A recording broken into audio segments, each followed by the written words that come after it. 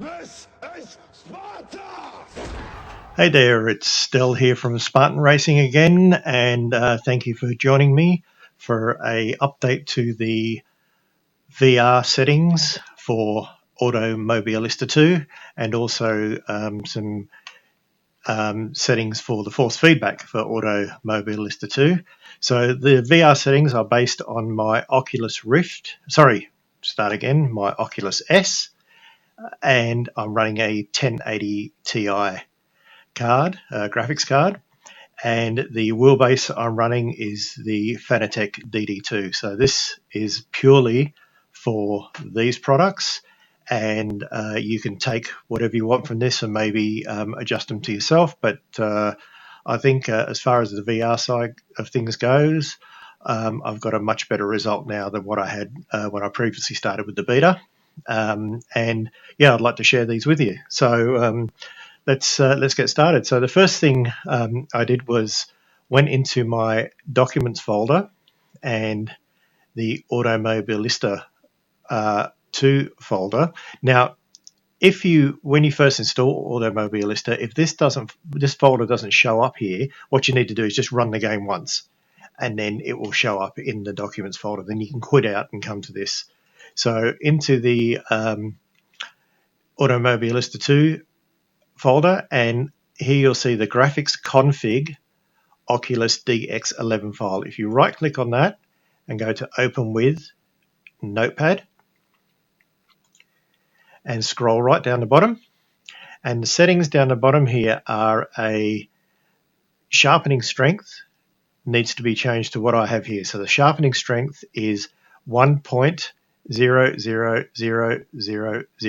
so 1 point and 6 zeros after it. The sharpening clamp needs to be changed to 0.09 and then 4 zeros after it, and the offset bias to 1.2 and then 5 zeros after that. Okay, so change those settings there. Okay, once you've done that, you just hit close, and once you've done the change, it will come up and it'll ask you to save, and then you just save it in there. If you want, take a copy of your file off onto your desktop, so you've got the original file, but then you can get it out of the folder, or just rename this file. So make a copy, then just rename it. But so you can always go back if you need to. So change those graphic settings. The next thing is to launch the Automobilista in the in Oculus VR. So I'll just go to my Steam settings, go to my library, go to Automobilista and play, and then launch with Oculus VR and hit play, and this will then go off and obviously load the game.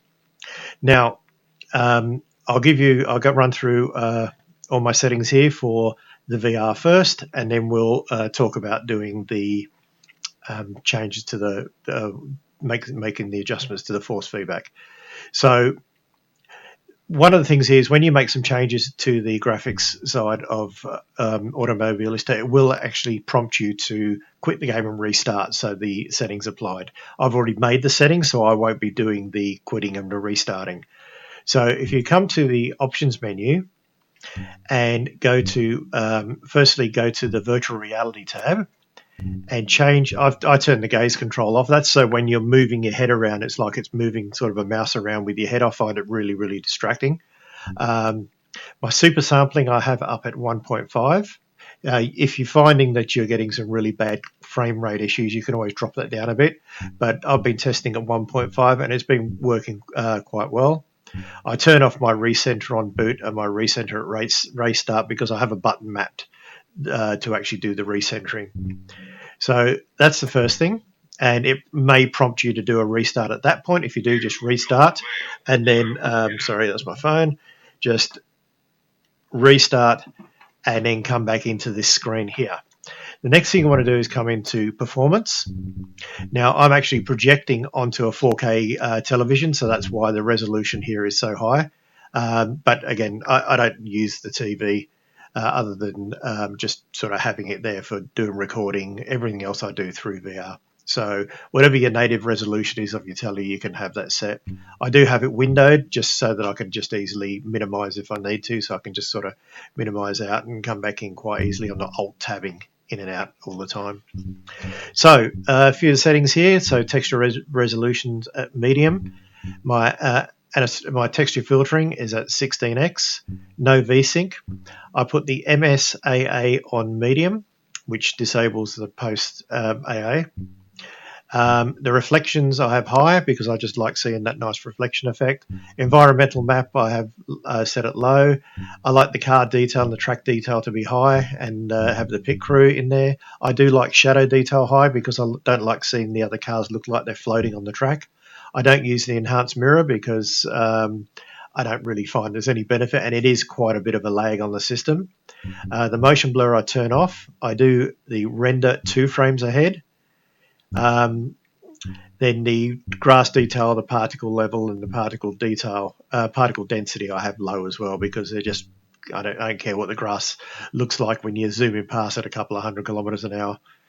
Okay, so that's there. Now, when I checked this before and I was running this before in the beta, the results were really good, but the only thing was I had a couple of other settings which were sort of a little bit different, but the results were a lot better.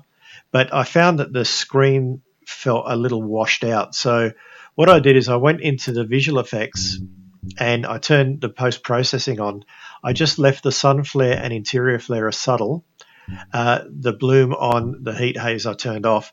But what really made a big difference was the exposure compensation. By default, that's on 1.0. And I just found that it was just really just too washed out. So I've been playing around a bit and I came up with 0.6. 0.7 will work quite nice as well, but I sort of went to 0.6. I found that exposure compensation of 0.6 does actually make it seem to give a bit more depth. Once you start adding a little bit of density and exposure where you start getting a better contrast, it seems to give your image a bit more depth. So I did actually bring this down. I got to 0.6 and I found that really did help with the result. If you find it's a little too dark for you, just move it up to 0.7 or 0.8, whatever suits. But if you find it's still a bit too light, then drop it down to 0.5. But 0.6 worked well. Raindrops in the vignetting. I don't have the vignetting on. That just puts a little dark sort of halo around the edges. Again, it's great for a portrait photograph. Not much good for when you're doing sim racing. And the others, as you can see here, I've just left them on. So that's pretty much it for the VR. And again, the results out of it were really pleasing.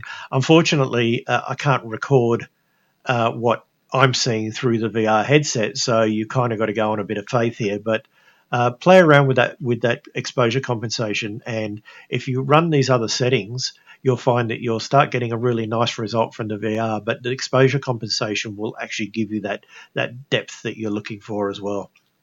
The other thing I did is in the camera, I went to configuration. And what I did is I turned the head speed shake off, and I also turned the world movement to 0. I found when you've got world movement, when you're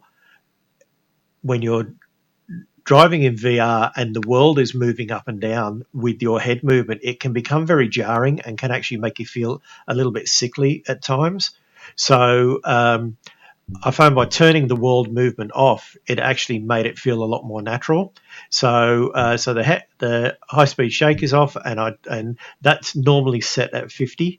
I turned that completely to 0, and I just left the other settings the way they were in default. So these results I'm getting have been really, really pleasing. I've been really happy with the results now. I'm getting out in the VR, and this is the not the beta. This is the early release version that's available for everybody now. So try these settings and see what you come up. Leave some feedback and let me know what you think. If I'm not steering you the right way, or if you've got some better options that you've come up with that work a lot better than mine, please let us know, because the idea of this channel is to really share with as many people in the community as possible. Now, force feedback. Okay, so I'll show you my, even though there is no profile in here for Fanalabs, what I can do is I can actually show you my my settings. Oh, can I? Let's have a look in my tuning menu because I don't have my wheel turned on. Silly sausage. All right. Hang on a second. I have a wheel on. The fans might kick in because I've been running this thing pretty hot. So let's see if it picks up the wheelbase. If you hear that humming in the background, it's just the fan going off because I've been running quite a few hours on this. So as you can see here, this is my this is an iRacing profile that's loaded, but I have these settings set up for literally every sim that I race with. I tend not to change any of these settings. I always run my steering angle on auto, which is by default 1080 degrees, and I allow the game or the car that I'm driving to determine what the wheel rotation is. And I always run my force feedback at 100% because that way I'm getting the full dynamic range of what's available for the wheelbase. Once you start reducing that 100% down, then what you can potentially start doing is introducing clipping because you're starting to go outside of the dynamic range. If at any time your force feedback's really high in game, but it's really low on your actual wheelbase, then you're trying to push your wheelbase further than what it's capable of. If it's 100%, the wheelbase is always going to be capable of the maximum that it can be able to produce. So you will reduce clipping.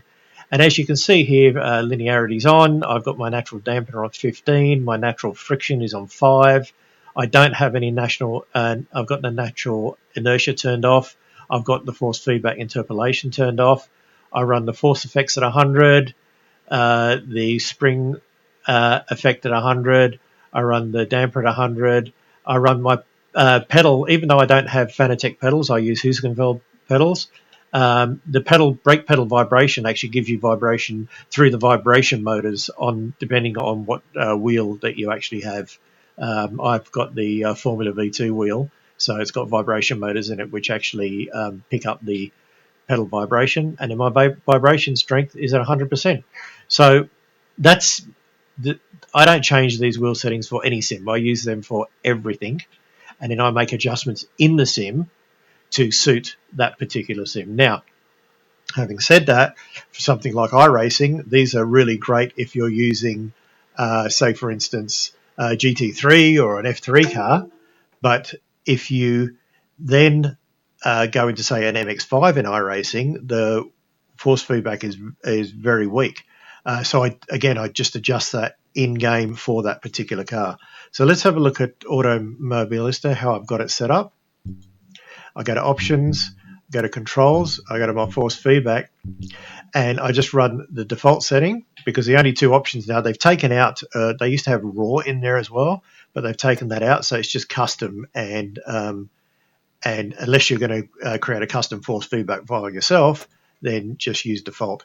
And my force feedback strength is all now controlled by the gain. It's the same in this, the same in Assetto Corsa Competizione. It's called force effect in iRacing. Different sims call it a different thing. But as you can see here, I just have my gain at about 31%. And I do add, there's been some comments about that the guys at RISA recommend setting the low force and the FX force to 0.